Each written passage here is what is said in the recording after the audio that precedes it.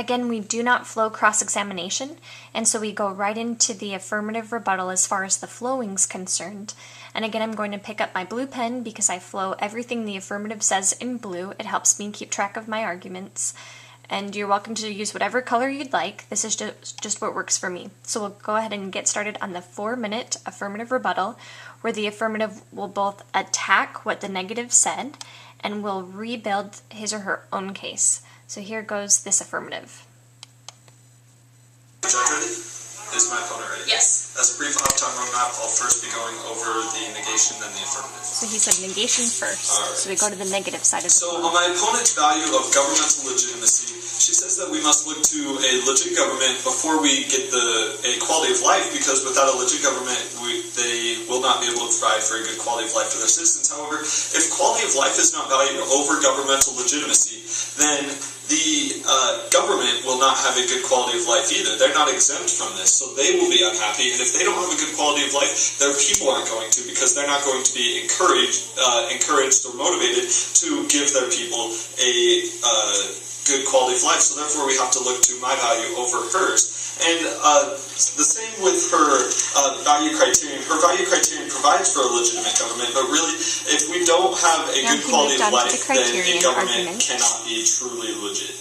On to her first contention, she talks about how how the right to be forgotten is inefficient and this causes it to be difficult to uphold.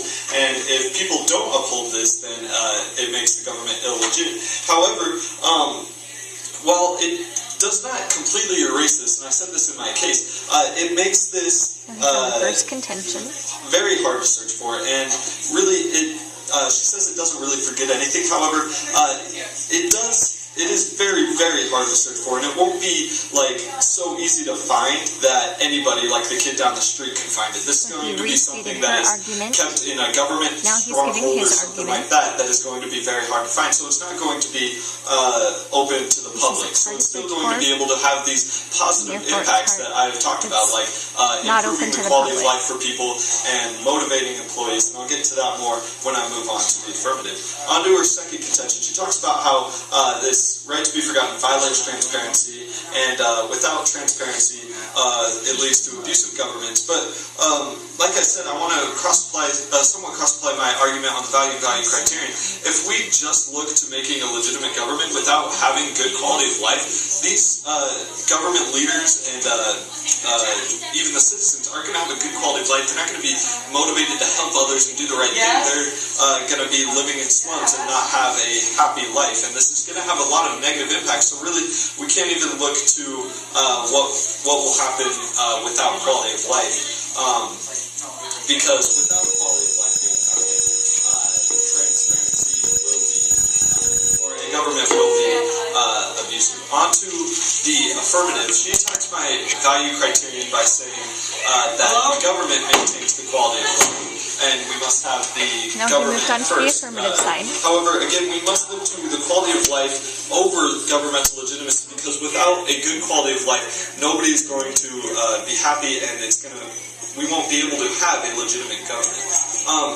On to my value criterion. She says that she still provides for personal value success system, and you can still delete these things. However, she attacks my case by saying it causes inequality, and only the people who know how to use it will be able to use it. However, the example she gave of being able to file a form to Google is something that not a lot of people know about. I know I didn't before this, so really we cannot look to that argument, because still, even if you can delete this right now and utilize this right now, not a lot of people know about it, so it's still causing inequality. But with the right to be forgotten as a civil right, it gives that to everybody, so we can, so that everybody can have this. On to my first contention, she says, again, we can still delete things, and there's not a 100% success rate. First off, she doesn't have a statistic showing this success rate, and the EU actually has this implemented, and they're doing all right so far. But still, again, the equality, on to my second contention, she says there's no clear link to hygiene. However, like I said, hygiene is not directly related, so we need to look to the motivation factors, and for these reasons, I urge you to vote in affirmation of the resolution. Thank you. Okay, so the idea was he would restate the negative argument. So he'd say, from my value, the negative said this, so now this is what I have to say. He said on his criterion, the negative said this, so now this is what he has to say. And we call that signposting. So he would tell the person where we are. So he said, under my first contention, so we go to his first contention. He said, the negative said this, and so this is what I have to say. So we write down what he has to say. Against his second contention, the negative said this, so this is what we look at. So against every piece, he should be telling you, or the affirmative will tell you where they are on the flow. They restate the negative argument, and then they tell you what they have to say against it. And what you do is write down what their argument is, and it helps you keep track of the arguments to know what was said and to know when evidence was or was not used.